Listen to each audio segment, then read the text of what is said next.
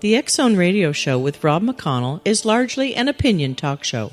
All opinions, comments, or statements of fact expressed by Rob McConnell's guests are strictly their own and are not to be construed as those of the X-Zone Radio Show or endorsed in any manner by Rob McConnell, Relmar McConnell Media Company, the X-Zone Broadcast Network, its affiliated networks, stations, employees, or advertisers.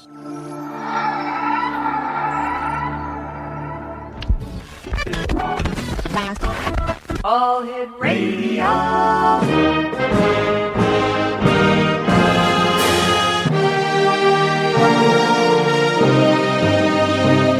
Welcome to the X-Zone, a place where fact is fiction and fiction is reality. Now, here's your host, Rob McConnell.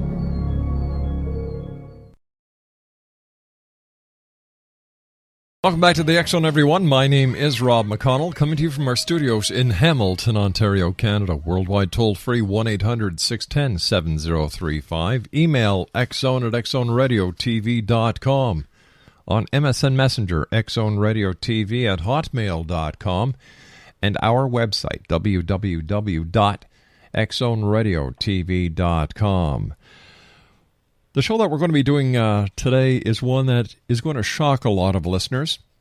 This is proof that fact is stranger than fiction. We're going to be talking about the shocking Shriners human trafficking connection. Now, as stories and mysterious fraternal organizations known for its fundraising efforts on behalf of burned children and crippled children, the Shriners boast an international membership in the hundreds of thousands, including luminaries Gerald R. Ford, astronaut Buzz Aldrin, and superstar John Wayne. However, recent changes have already landed several of their esteemed members in prison.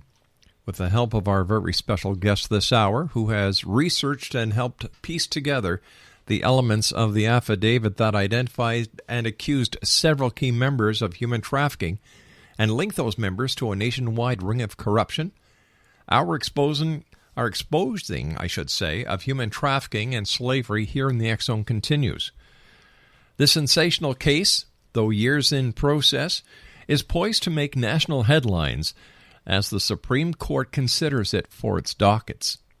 In this very special human trafficking and slavery special, the lurid details of the case, including threats, retaliation, judicial corruption, tax evasion, and human trafficking, will be revealed.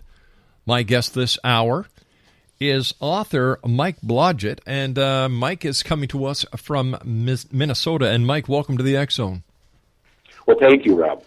Mike, I got the information on our topic today, and it floored me. It truly floored me. You sent us information pertaining to finding an affidavit online, which we did in the Superior Court of the United States. Andrew Ellis and Harriet Ellis are the petitioners.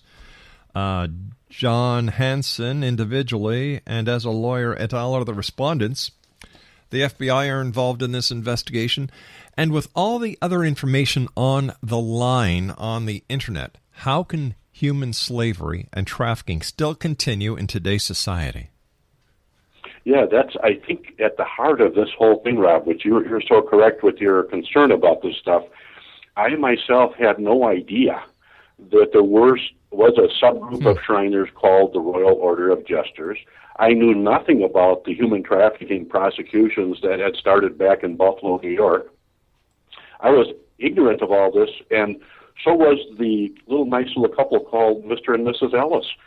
And he had been a Shriner for 44 years and was in charge of helping raise funds through the big shrine parades of motorcycles that they conduct in various parts of the country. And he knew nothing about the Jesters, other than that there was a name called the Jesters, and that two of his motorcycle paraders wanted their custom-ordered motorcycles to be colored purple. But he knew nothing about any of this stuff, and he was in the shrine for 44 years. Mike, stand by. You and I have to take our first. You and I have to take a 2-minute commercial break. Mike, please stand by. X-Zone Nation. Mike BLODGETT is our special guest. He's the author of 3 other books. Visit www.TWATNews.com. I'm sorry, that's Totten. How do you say that, Mike? Totten Trilogy. TWATNews.com. TOTTENTRILOGY.com. It's a Monday. What can I say, X Zone Nation? I'll be back on the other side with Mike Blodgett as we continue here in the X Zone discussing a very serious problem that society wants to sweep under the carpet. We're talking about human trafficking. We'll be back. Don't go away.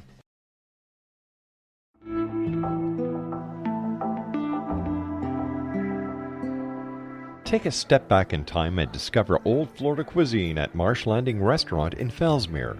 Enjoy delicacies such as frog legs, gator tail, catfish, and swamp cabbage, or enjoy the more traditional cuisine like hand-cut Angus steaks, ribs, and seafood. Join us for breakfast with a southern flair featuring sweet potato pancakes, biscuits, and gravy, and much more. Planning a party? Marsh Landing's private dining room can accommodate groups from 8 to 80 people. While you're visiting, enjoy the historic pictures, artifacts, and stories that line the walls. Marsh Landing is truly a unique experience. Marsh Landing Restaurant, 44 North Broadway in historic Fellsmere, or visit marshlandingrestaurant.com. Marsh Landing, Old Florida cuisine at its best.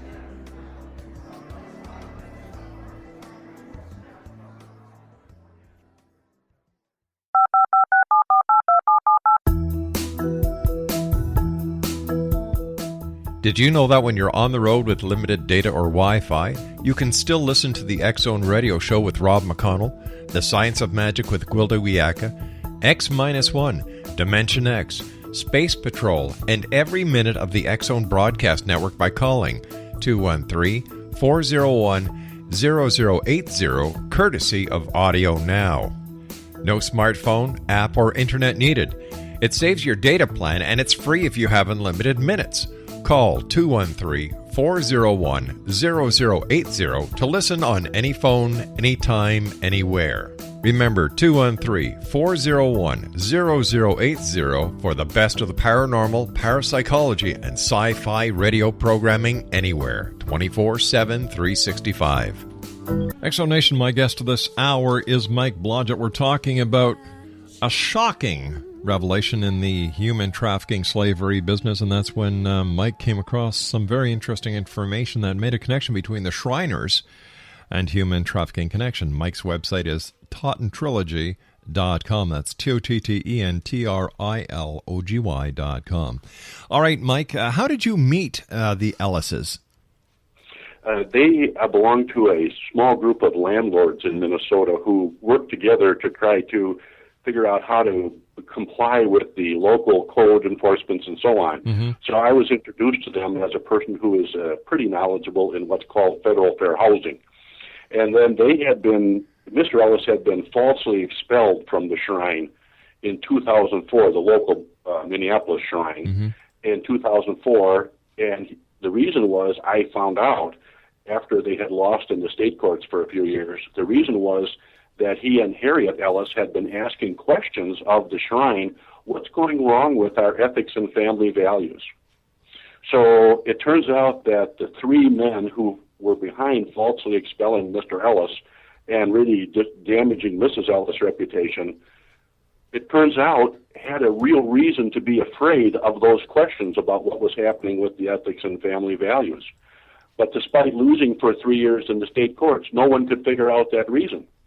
So they kind of hired me as a paralegal and investigator and researcher to see if I could help them figure out what was really going on in the state courts. Well, it was like God led me to figure out the real motive of the 3 or 4 men who falsely expelled Mr. Ellis, Rob, was that they were all jesters and secretly had been jesters for years. And then that led me into the human trafficking investigation in Buffalo, New York. For years, back to Minnesota. For years, Mike, we've had members of the Masonic Order and Freemasons on, members of the Scottish Rite, and they have said in no uncertain terms that there are no secret societies within a secret society. And yet, bang, here we find a secret. Well, and I think when Mr. Ellis and Mrs. Ellis, who was she was 110% supporter of Mr. Ellis and the Shrine efforts to raise money for the kids' hospitals, if they didn't know anything about the jesters, it must have been something that was really concealed real deeply inside the Shrine. And lo and behold, that's what the FBI found out, that the Jesters is an invitation only. It's not something a Shriner can apply for. And apparently the officers watch the conduct and behaviors of thousands of Masons, and then they become Shriners. So these few men, which nationwide is about 24,000 out of a United States Shrine membership of about 324,000. So it's just a minority of a minority. And they apparently observe these other men in their daily affairs, and they only invite people to join the Jesters who they think have the same proclivities. All right, they haven't established themselves as being interested in human trafficking or cheating on their spouses. They don't get invited to join. Okay, so let me see. You were introduced to somebody through basically a Landlord-Tenant Act scenario. Sure. Then you got to talking, and he told you that he Mr. Ellis had been kicked out of the Shriners. There seems to be some question as to why you find yourself now uncovering a secret society within a secret society. How did this information bring you to the point of human trafficking? Sure. Well, what actually happened was I traced the appeals process and the complaint process that the Ellises had used up inside the shrine itself. Mm-hmm. And I would say this, God led me to some very honest Shriners. And they let me, I'm going to say, roam around among their circle of friends. And those circle of friends led me to media reports by some very courageous reporters to whom I owe virtually everything that I've learned. One is named Sandy Frost, and she writes online for NBC Newsvine. Another is a gentleman named Dan Herbeck, who was the only reporter ever to be allowed to interview Timothy McVeigh, Rob. So he writes for the Buffalo News, and he is loved dearly by federal law enforcement, okay? So when the Buffalo stuff was starting to come out, he was the first big-time reporter to be able to write about it, which was distributed on the Associated Press newswires. So the long story short, I got linked through Sandy Frost's efforts and Dan Herbeck's reporting directly into the prosecutions, the guilty pleas of these growing number of Jesters out in Buffalo, New York. And during one of the guilty pleas, which I obtained a copy of, one of the main Jesters out there was a New York State Supreme Court judge named Judge Tills. So lo and behold, Rob, he was in charge of procuring the victims for the human trafficking for these Jester things they called Books of the Play, which is held every month somewhere locally, regionally, statewide, nationally, or internationally, like a clock.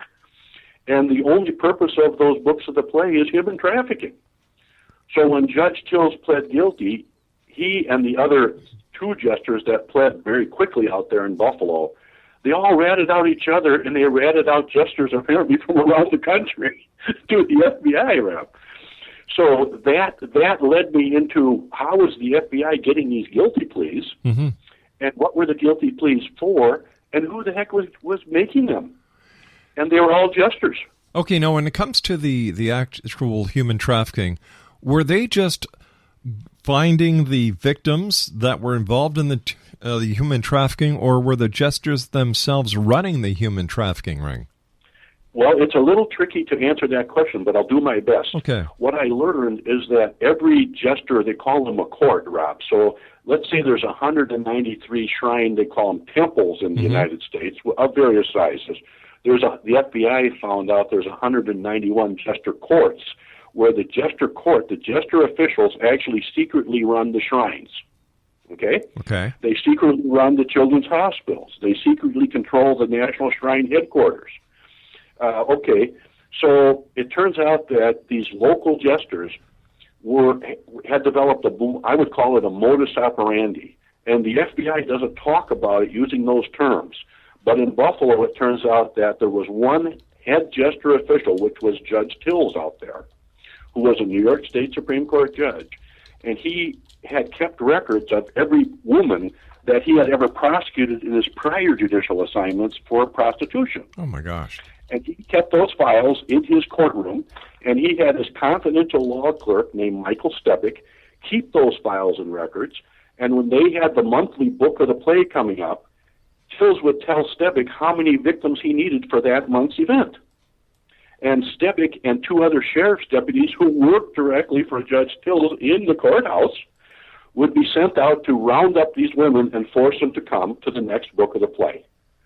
So it turns out in getting together all this stuff, the guilty pleas, the media reports, the courageous work of the Buffalo FBI, the Buffalo Human Trafficking Task Force, some leakers inside the Shrine and Jester organizations, you put together all this stuff and you come up with a modus operandi where some high-ranking Jester local official or business person is in charge of forcing women to come to the human trafficking events. So they don't necessarily recruit them like overseas, as far as I can tell. Right. But they utilize mostly illegal immigrants, Rob, who have no hope of ever getting out of these networks.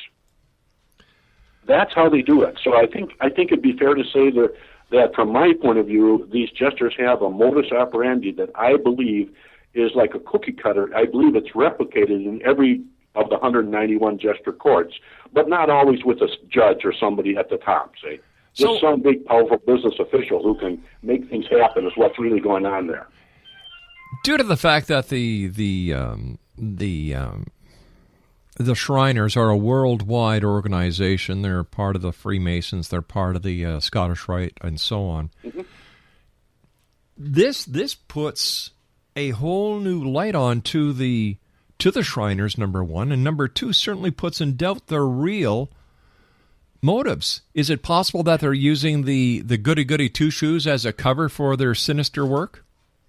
I don't think that would be fair to say about all the Shriners, who are the vast majority. Right. But I think what you're exposing, Rob, is that given the jester control, which the FBI has documented and these leaks and the media reports have documented occurs, where the jesters really control most everything else that's quote-unquote Shriner, it's impossible for the Shriners to get rid of the jesters. Yeah. It's just not possible.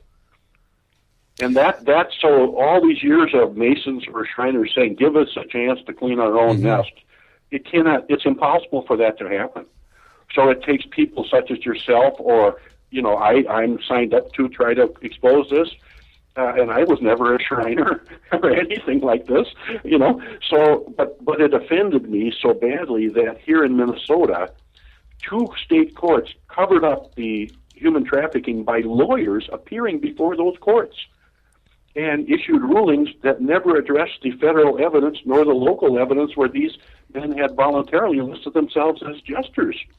And so now Minnesota is the only state in the United States where 2 courts have said if you want to human traffic and you're a lawyer or a jester, come to Minnesota and do it. That's the backwards message that I don't think people in Minnesota are going to put up with this. But the Shrine is not powerful enough to get rid of this. I would call it a cancer inside the Shrine.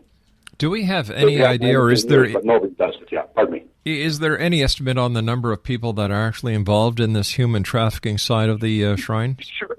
Sure. What the FBI affidavit, reading FBI written statements is a little bit tricky because they understate most things in my experience. And Special Agent Amo, who authored the FBI affidavit in June 2010 for Buffalo, said clearly in there that she's aware of more facts than she's put into this affidavit.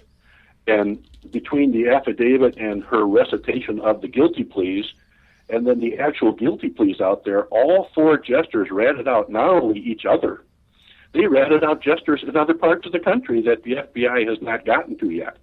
So I can't say there's FBI investigations that are ongoing. If I even knew about them, I couldn't talk about them. And I hope there are. Sure. But to answer your question directly, Sandy Frost on NBC Newsvine site was leaked 2 years worth of the national jester membership list. Now, who she got them from, I don't know. But they had an approximate total, Rob, of 24. This is the X-Zone Broadcast Network, broadcasting worldwide on broadcast affiliates and satellite program providers, including CNN Broadcast Network, Sirius Satellite Network, Star Media, Good News Radio Network, Angel Broadcast Network, Wiki Broadcast Network, and WPBN TV. For more information on the X-Zone Broadcast Network, visit us at www.xzbn.net.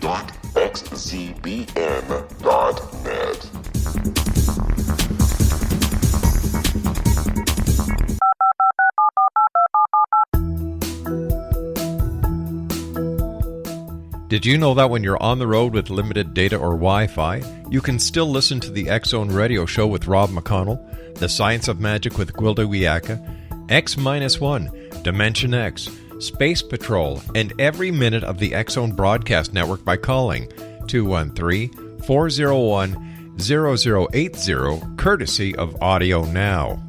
No smartphone, app, or internet needed.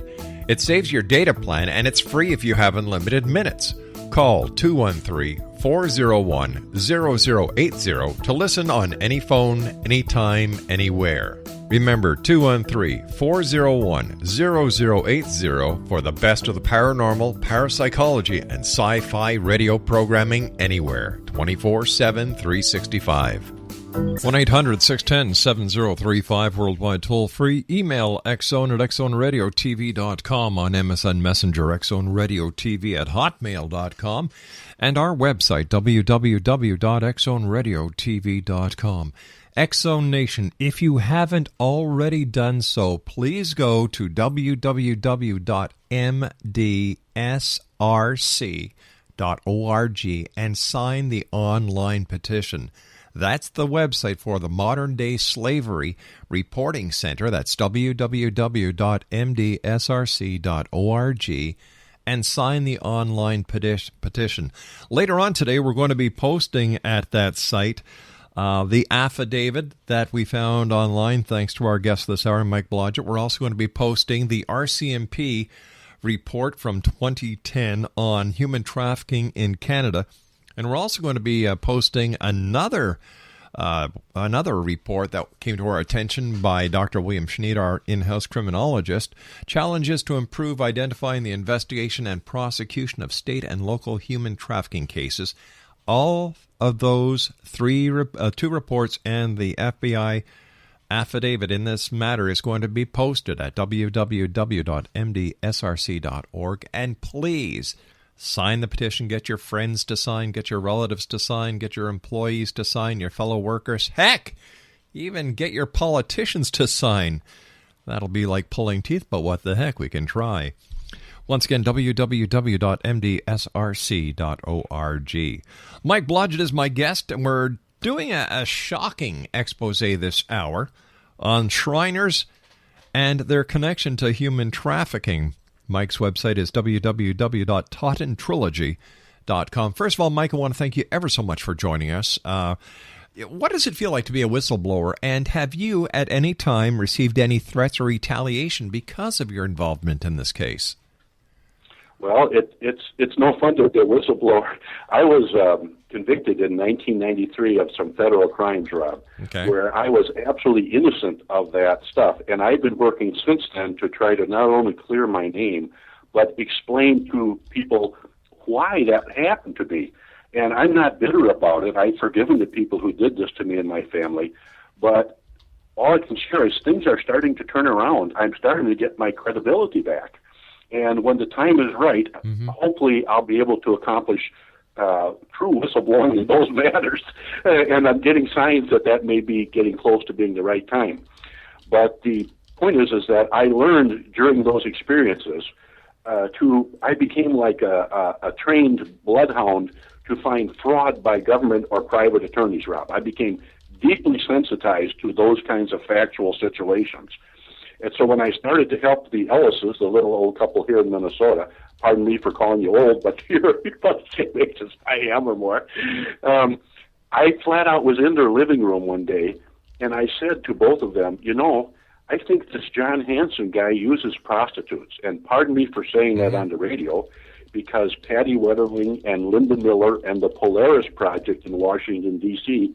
have educated me that these people are victims. It's not some kind of contractual deal and so on. But I looked the Ellisons in the eye and I said, I think John Hanson uses this. And also, I told them, I think there's some much bigger reason why they falsely expelled you and have tried to destroy you. And my goal would be to find that out. Well, lo and behold, God led me through these various sources, Sandy Frost, Dan Herbeck, and so on, into making the links between the Buffalo prosecutions, the FBI affidavit, and then the leaked lists that Sandy Frost had up on the World Wide Web for a while, which showed that there was about 24,000 active jesters. Wow. Gave all their names, gave their cities they were in, and in 2008, it listed their email addresses. Rob, the main guy in Minnesota's email address, the local jester group is called Court 53. They all have little numbers to their entities. Mm-hmm. This guy, John Hanson, email address said ROJ 53. Holy cow. And I've since uncovered several Shriners who were recruited to join the Jesters by John Hanson, some of whom accepted and some of whom declined. But the point is when you get recruited to join the Jesters, the Jester recruiting you has to tell you every bad thing the Jesters do. Otherwise, you don't have to join, see? And also, when you do join, you get, according to reports on the Internet from some few Jesters who have escaped the Jesters, which is not very many, you are forced to commit a sex act in front of all the other Jesters at your initiation meeting, and you're forced to confess all the crimes you ever committed, which the Jesters write down. So no wonder very few Jesters ever get out. Isn't that called blackmail? Well, sure, but the people going in, Rob, know what they're getting into, see, because I found out when the Jesters recruit you, they tell you virtually everything. You're expected to cheat on your spouse. You have to have enough money every month. You can abandon your business for 3.5 or 4 days for these things they call books of the play, and you pledge never to expose this. And there's a group in Washington, D.C. called the Polaris Project. And I've talked to them extensively, and however long they've been going, they're kind of like the National Clearinghouse, and they can actually refer people. They could refer a victim who calls up to a local city or state resource to help oppose trafficking and get these victims help. In their history, they have never had a single Jester victim who's contacted them for help. That's how powerful these Jesters are. So when I tried to report my concerns to the Shrine headquarters and the Jester headquarters, they actually destroyed my sources of income for almost a whole year. Now, they thought good for them, but it actually may turn out to be bad because, Rob, it gave me what's called legal standing to sue in a federal court as a RICO victim. So I filed a pro se lawsuit here on February 6th of this year in the Minnesota federal courts. Right. Yeah. It sounds as if the Jesters, the Shriners, are more powerful than a lot of the organized crime families that are presently under investigation by federal law enforcement officers. It sure does. As using the Jesters' own membership list of about 24,000 active Jesters. Now, the lists are a couple of years old because the Jesters have pulled. You can't find these lists anymore. They don't let you get them anymore. And they were supposed to be confidential, but how Sandy Frost got them, I don't know. But they're the real lists. And the 24,000 Jesters, I think that's probably bigger, Rob, than any mafia organization anyone knows about. I believe you're right on the money here. So in the intros, you mentioned some of the more famous Jesters who are listed by the Jesters as their famous alumni. Right. Well, apparently, here's what I think is really going on. Okay. When the Jesters were founded, which was sometime between 1911 and then a little more formally organized in 1917, if you think back to that time, women and children were not legally persons. Yeah. So trafficking in somebody who was not legally a person, how could it be illegal? So they were basically trafficking in commodities. I think they really were, which is so offensive because what you're aware of is human trafficking is modern-day slavery. That's right. But I think the big mistake the jesters have made is, besides thinking they're above the law because of whoever they've got placed in these high positions of power or something like that, number one, it didn't stop the criminal prosecutions in Buffalo, which were federal. Didn't stop them. So all their influences couldn't save those jesters. Number two, all the guys who took guilty pleas, I believe, ratted out everybody they possibly could. So there's no loyalty among the jesters. And number three, hopefully, and I'm absolutely convinced of this, American society and other countries, we've caught up with the rights of women and children. All these are persons. And this is the big mistake the jesters made. They never kept up with the changes in the world, Rob. So how has this affected... That's the Achilles heels. Those are the Achilles heels of the jesters now. All right, so how has this actually affected the organization? Have they tightened up their belt, or is it business as usual? The jesters are still involved with human trafficking? I can't speak from actual, like I've never been to a jester Books of the Play convention and so on, and I can't comment if there's any law enforcement activities. But I can say that there were leaks, again, through Sandy Frost and some other reporters, that these jester Books of the Play were ongoing as of a year and a half ago still. You know, I used to be in law enforcement, and a number of my fellow officers were members of the lodge and members of the shrine, and it never appealed to me. You know, I did my 8 hours on, or my 12 hours on, my 16 hours off, and I worked with other organizations that I personally felt more attuned to. There's a lot of law enforcement involved in the Shriners. In fact, I know a number of former police officers that are now members of the Scottish Rite, and this kind of puts a question in my mind. Yeah, well, actually, part of the modus operandi where these Books of the Play are held, like locally, statewide, regionally, and internationally, all the information I have is that to provide security at these Books of the Play, off-duty officers are hired to restrict attendance so that nobody who isn't the jester or the victim can even enter the premises. You know, so to protect these proceedings, they hire police people. You know, and so somebody's in on this, but once again, it didn't stop the federal prosecutions in Buffalo. And I think that's where I think the pressures on the jesters, well, first of all, the shrine memberships have been declining. A lot of the younger people that I've been talking to, either locally or nationally, never heard of the Shriners. They never went to a shrine circus. They never did anything. So I'm going to say maybe a third of the population in the U.S. has no idea what the Shriners really are. But you know what? And I think this is where you're onto the right thing here. Virtually everyone is anti-human trafficking as you can get. Yeah, except, you know, we don't want to admit it's there, because if once people admit there's a problem, such as human trafficking, that is 400 times more prevalent now than in the beginning of human trafficking going back hundreds of years.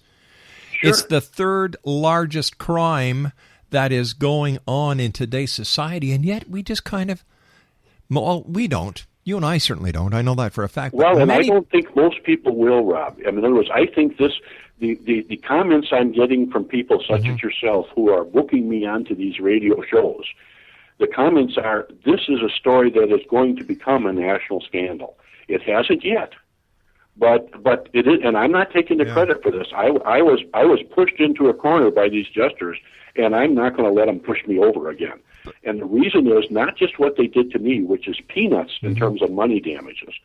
It's that here in Minnesota, despite actual notice to the state courts, Rob, it's been 2 years, and we know who the traffickers are, but we don't know who the victims are. Well, that's just it. That itself, that's wrong. It is, and the bigger part of the question is, why has justice dragged their heels, having all this information supplied by an FBI agent, I believe, in order not to proceed with this case? Why hasn't it hit the court dockets yet? Well, I don't want to attack or defend the FBI or whatever, but basically what you're talking about is a major national human trafficking ring of at least 24,000 men. And Buffalo, to pull off the Buffalo thing, the FBI stumbled on that, Rob, from wiretapping a massage parlor. They weren't investigating the jesters. As far as I could tell, no one knew about them. So what you've got now is a situation where the table is set So it may not be a nationwide 24,000 prosecution thing, Right. but my instincts tell me it's going to spread into other U.S. attorneys' districts. And that one of the reasons is when you look at the FBI website, the top 4 priorities for the FBI all involve anti-terrorism. Priority number 5 is public corruption. Mm-hmm. Priority number 6 is human trafficking, Rob. So human trafficking and public corruption are just below anti-terrorism now. And so if the Buffalo modus operandi evidence can be brought into other areas, other geographic areas, I think the jesters are doomed. They should be doomed. And the question will be, will the Shrine survive? How is the Shrine going to survive here?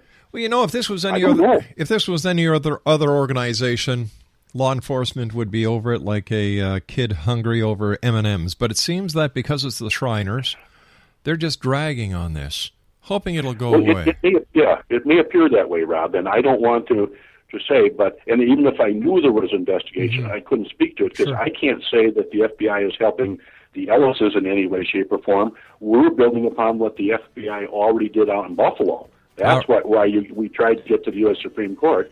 Now, the U.S. Supreme Court, as you know, takes very few petitions. Sure.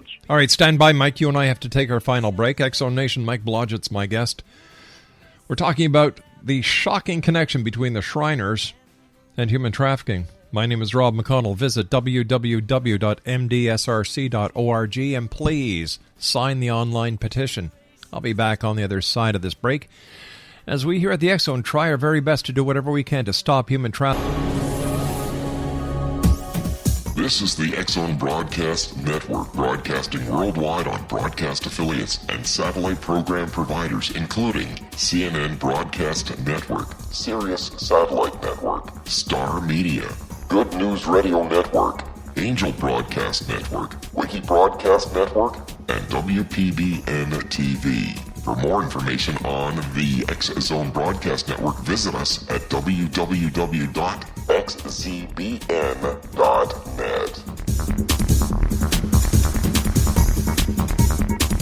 19 Sergeant Central. 19 Sergeant, check. Officers on the scene. Hi, I'm Larry Lawson, host of Paranormal Stakeout. With over 36 years in law enforcement, I have learned a few things. The most important is the proper gathering and preservation of evidence is vital to putting the bad guy behind bars. It's no different in the world of paranormal investigation. Whether it's the search for the afterlife, cryptozoology, UFOs, and extraterrestrials, how we gather the evidence, preserve that evidence, and present it to a jury of our peers will make the ultimate difference in proving the existence of worlds and entities that are beyond our imagination. Join me, Larry Lawson, every week on Paranormal Stakeout when, along with my guests, we'll take a journey to prove with indisputable evidence what man has struggled to believe for centuries. Go to xzbn.net for the broadcast schedule and check me out at paranormalstakeout.com.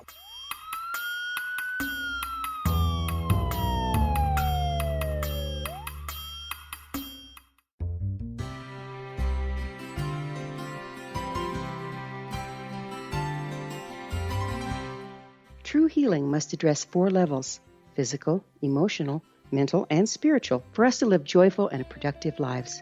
We tend to treat 3 of the 4, leaving the spiritual languishing. If you're tired of the same dysfunctional patterns cropping up in your life, Soul Balancing is for you. Trixie Phelps, owner and founder of Soul Balancing, is a naturally gifted energy healer trained in numerous esoteric forms, including shamanism. Trixie has created a powerful modality that safely and effectively clears your energetic field. A soul balancing session can remove interference, heal trauma, and restore your hope. Contact Trixie for a life-changing long-distance session today. www.soulbalancing.world.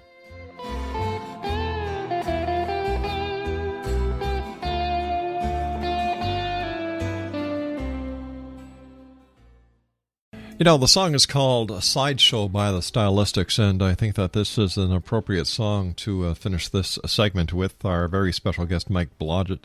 And Mike, I just want to thank you so much for joining us. You're going to be with us next Monday as we continue part 2 of this very important topic, the shocking Shriners human trafficking connection.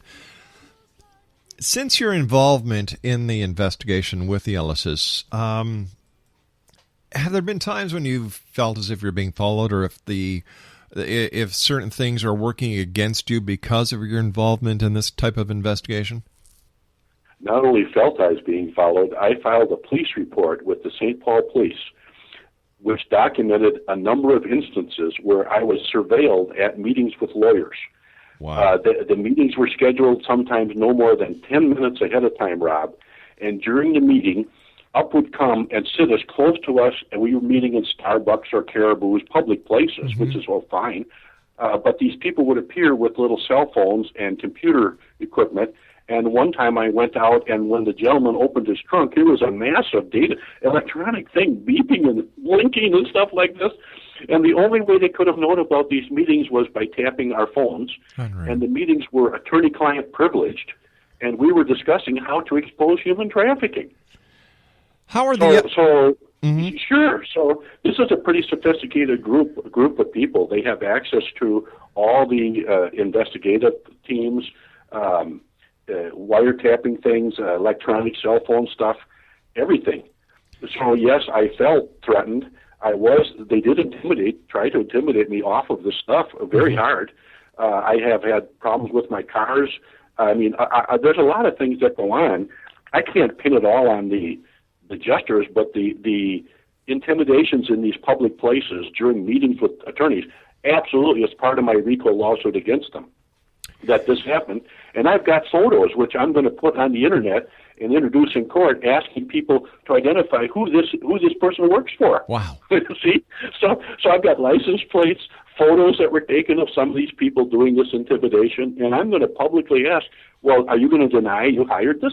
Yeah. Well, if there's any way... I don't think you're going to be able to defend it. If there's any way we can help, you just let me know. It'll be done, my friend. Sure. And the one last follow-up on that, as I've learned in American law the hard way, it's supposed to be an adversarial process. You know, the one side says the one thing, the other side contests it or whatever. All I can tell you is in Buffalo, with 4 federal guilty pleas, no one contested the FBI what's called primary fact evidence.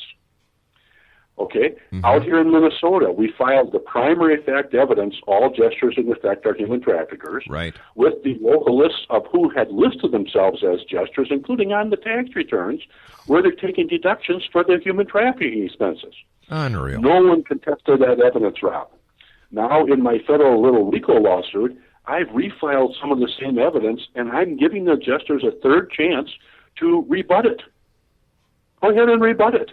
Then we'll have a jury trial. All right, listen, Mike. But if you can't rebut that, you're going to lose. All right, Mike, you and I have to say so long for tonight. You're going to be back with me 1 week from tonight, the very same time. I want to thank you, Mike, so much for joining us. Thanks for bringing this out into the public, and please give my very best to the Mr. and Mrs. Ellis.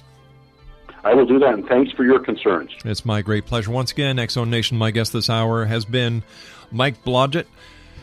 His website is TWATNews.com, and don't forget, go to www.mdsrc.org and sign that petition. Help us to stop human trafficking and slavery. My name is Rob McConnell. I'll be back on the other side of this news break at 6.5 minutes past the hour. Don't go away.